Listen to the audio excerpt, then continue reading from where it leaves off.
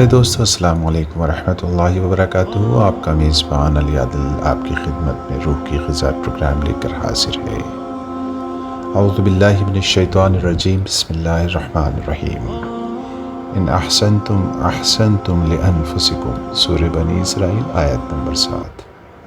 اگر تم اچھے کام کرو گے تو اپنے فائدے کے لیے ہی کرو گے، یعنی ہر نیک عمل ہمارے اپنے فائدے کے لیے ہوتا ہے۔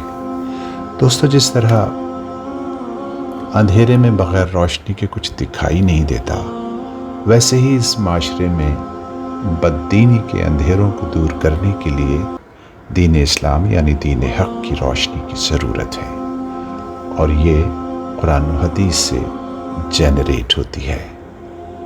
تو آئیے ہم رمضان کریم کا استقبال کرتے ہوئے قرآن حکیم کو اپنی زندگیوں میں اتارتے ہیں، معاشرے کو پرنور اور پرامن بنائیں تاکہ ہم بھی پرسکون زندگیاں گزار سکیں۔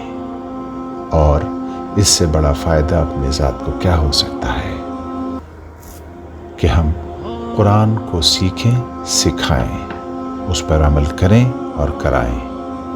یہی ہمارے لیے بڑا انعام ہے۔ اللہ پاک ہم سب کو رمضان کریم میں صحت، عافیت، امن و سکون کے ساتھ داخل فرمائے اور اس پورے مہینے کی قدر کرنے کی توفیق مرحمت فرمائے۔ آئیے ہم سب مل کر راہ سکون چینل کے ساتھ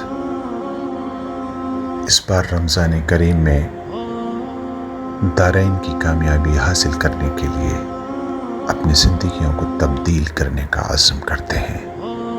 اللہ عمل کی توفیق عطا فرمائے۔ وما توفیقی الا باللہ۔ دوستو، آج کی دعا کے معاون ہیں جناب ظہیر عالم انصاری صاحب۔ انشاءاللہ علی عادل آپ سے کل پھر روبرو ہوگا کسی نئے عنوان کے ساتھ۔